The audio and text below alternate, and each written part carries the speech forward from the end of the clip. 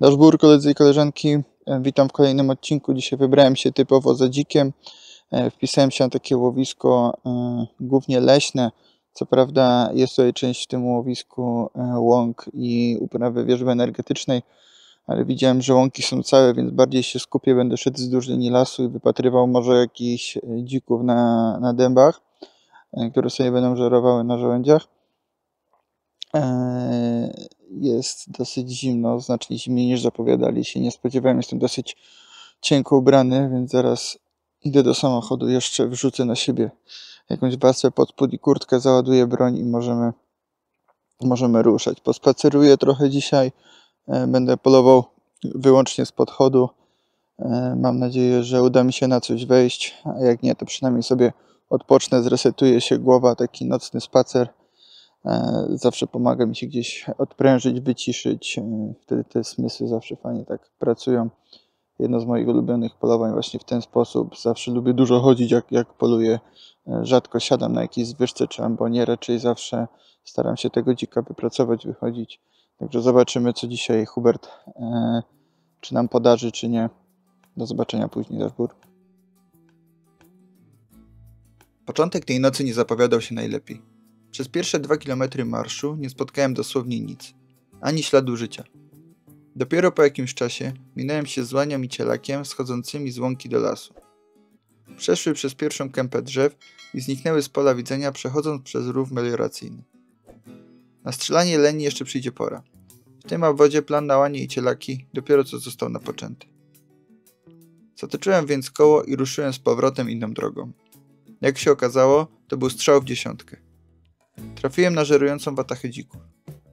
Dzięki korzystnemu wiatrowi i temu, że były zajęte sobą, ganiały się, podgryzały i przepędzały nawzajem, udało mi się podejść je na jakieś 35, może 40 metrów. Miałem idealne warunki, by spokojnie ocenić watachę i wybrać osobnika, którego chciałem strzelić. Główny trzon watachy stanowiła locha z młodymi oraz kilka przelatków, a wokół kręciły się 2 wycinki i 1 odyniec, który szczególnie przykuł moją uwagę. Obecność samców przy lochach to znak, że zbliża się chłuczka. Okres, gdy dziki wchodzą w okres godowy i samcy zaczynają rywalizować o prawo do pokrycia samicy. Ta konkretna locha chyba nie była jeszcze gotowa na amory. Kwestia dni, może tygodni. To właśnie wtedy najłatwiej spotkać dużego odyńca, bo stają się mniej ostrożne, a watacha, do której dołączają, tylko utrudnia im zachowanie dyskrecji. W ciągu roku takie stare odyńce to najbardziej przebiegłe z dzików. Niezwykle trudno je zobaczyć, a jeszcze trudniej mieć okazję do strzału. Stałem więc spokojnie i obserwowałem. Wiatr był idealny, więc wiedziałem, że mnie nie zwietrzą.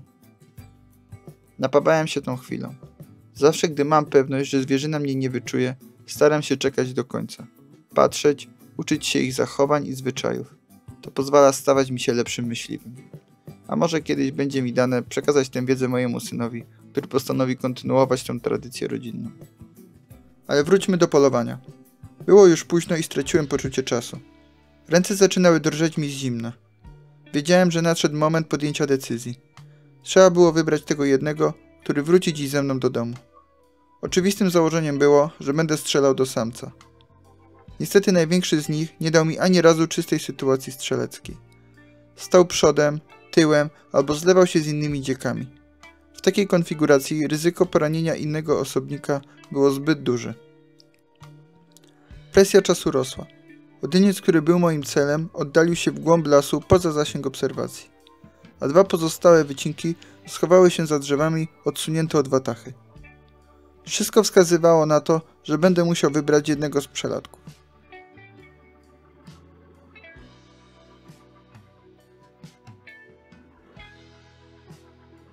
Gdy watacha nieco się rozproszyła i zaczęła przesuwać w głąb lasu, tempo akcji przyspieszyło, a 2 wycinki, wcześniej niedostępne, wysunęły się idealnie pod moją lufę. Teren był trudny, a moje auto terenowe stoi u mechanika, więc nie mogłem pozwolić sobie na sytuację, żeby dzik odszedł po strzale w złym kierunku. Musiałem oddać precyzyjny strzał, taki, który natychmiast unieruchomi zwierzę, żeby móc spokojnie dociągnąć je do drogi.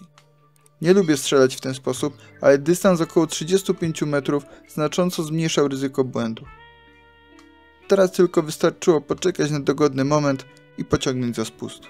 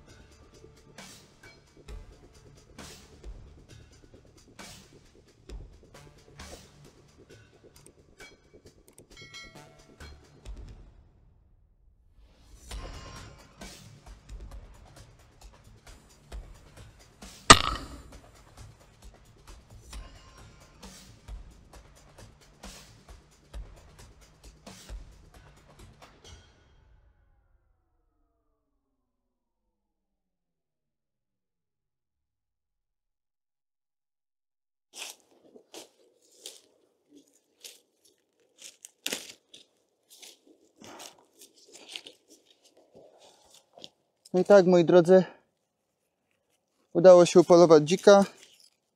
Wycinek między 60-65 kg, tak bym obstawiał. Mieliśmy całą watachę, więc mniejszymi lub większymi krokami zbliża się huczka, bo już widzieliśmy, że się grupują te dziki. Ten największy odyniec niestety odszedł razem z tą lochą, bo troszeczkę je wyczekałem. Zostały te dwa wycinki, bo tam tutaj dosyć gęsto jest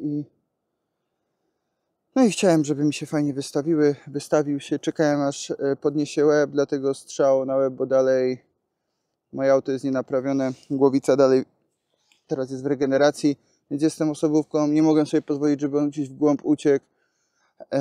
Dlatego taki strzał, zazwyczaj spóźniona komora jest moim ulubionym strzałem, bo wtedy fajnie się wyfarbi i pieski też mają robotę, po to je mamy, żeby pracowały, chociaż te 50-100 metrów zawsze fajnie, no ale jak nie ma jak ich zabrać, no to znając moje szczęście byłyby bardzo potrzebne, gdybym strzelał na spóźnioną komorę, bo zawsze tak jest, jak ich nie ma, to są potrzebne.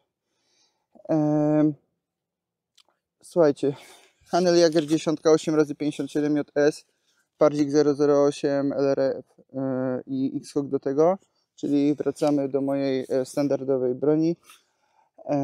Tłumik, z jakiego korzystałem, bo jak widzicie, nie wiem czy widać na kamerze, zapiąłem już znacznik, bo odstrzeliśmy tego dzika w ramach odstrzału sanitarnego, więc możemy strzelać z tłumikiem. To jest hashtag od Łuszczka. To nie jest żadna współpraca, ale polecam do tego, bo to jest polska produkcja. Jak to mówi klasyk, wszystko co nie polskie to mi szkodzi. Powiedział myśliwy z niemiecką bronią i chińskim celownikiem. No ale bardzo fajna redukcja odrzutu dla tych myśliwych, bo znam też takich, że się boją, że ta broń gdzieś kopnie, czyli zrywają te strzały.